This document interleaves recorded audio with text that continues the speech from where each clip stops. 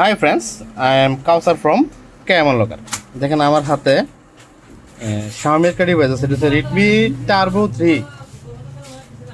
এই ডিভাইসটা দেখেন কীভাবে আপনারা বুটু ডাউনলোড করবেন সেটি দেখাবো। দেখেন ইজিলি বুটু ডাউনলোড করা যায়।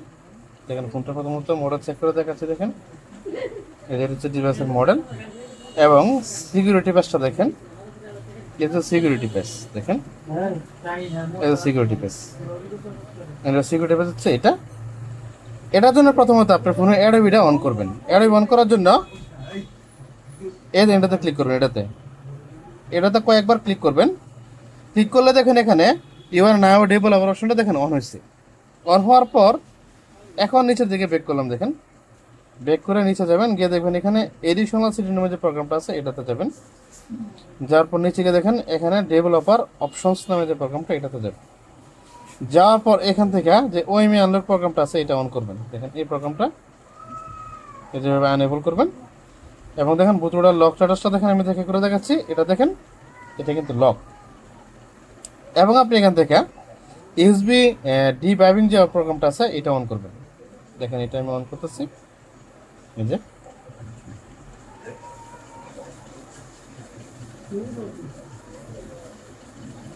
এটা আমার অন করা কমপ্লিট।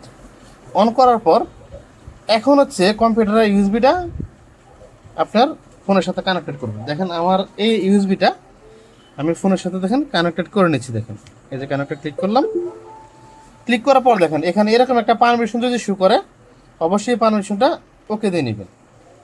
দেওয়ার পর এখন আপনি দেখেন এখান থেকে আমার কম্পিউটার স্ক্রিনের দিকে লক্ষ্য করেন।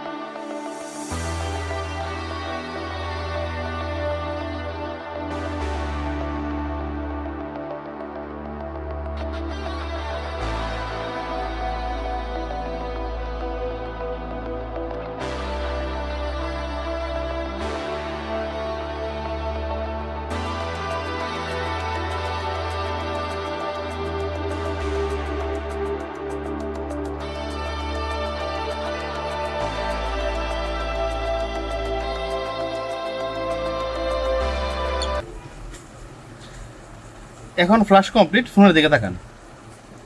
দেখেন ফোনটা অটোমেটিকলি অন হচ্ছে। দেখেন কিছুক্ষণের ভিতরে ফোনটা অন হয়ে যাবে। দেখেন এখান থেকে কেবলটা খুলে নিই আমি। এই যে দেখেন বুতুটা আনলক হয়ে গেছে, আনলকের চিহ্ন দেখেন দেখা যাচ্ছে। এখান থেকে কেবলটা খুলে নিই।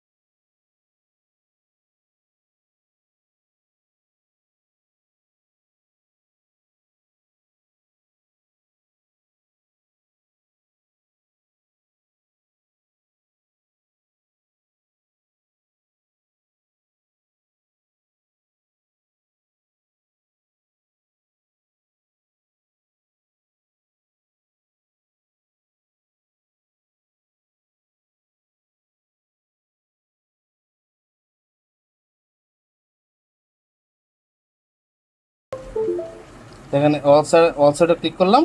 এই দেখেন ফোনটা সেট আপ কমপ্লিট করছি।